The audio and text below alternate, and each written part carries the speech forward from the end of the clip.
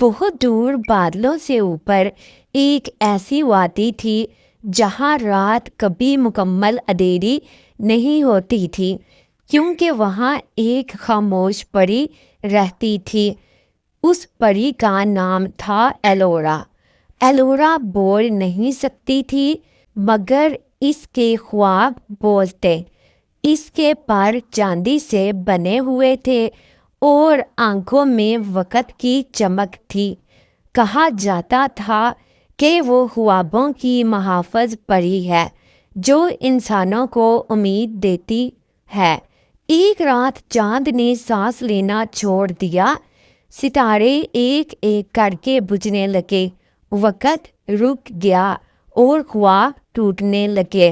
انسان خوفزدہ ہو گئے کیونکہ ان کے خواب مر رہے تھے۔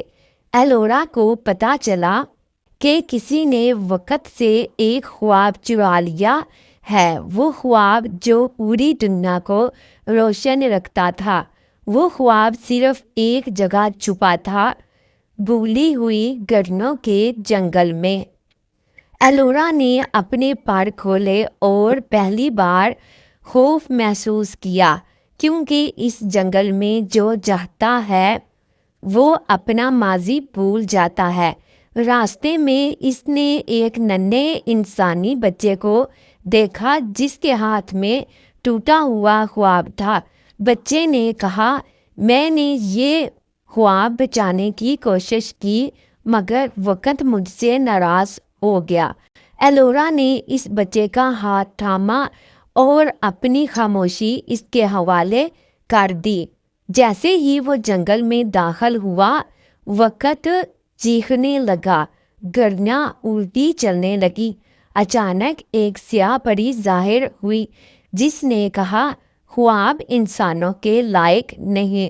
ایلورا نے پہلی بار بولنے کی کوشش کی مگر آواز نہ نکلی۔ تب اس نے اپنا سب سے قیمتی خواب قربان کیا، اس کا اپنا وجود۔ روشنی پھٹی، سیاہ پری مٹ گئی، وقت دوبارہ چلنے لگا، بچہ محفوظ ہو گیا، خواب واپس آ گئے مگر ایلورا غائب ہو گئی۔ آج بھی کہا جاتا ہے، جب کوئی بچہ سوتے میں مسکراتا ہے تو وہ ایلورا کا شکریہ ادا کرتا ہے۔ چاند اب بھی مکمل نہیں کیونکہ ایک پری آدھی رہ گئی۔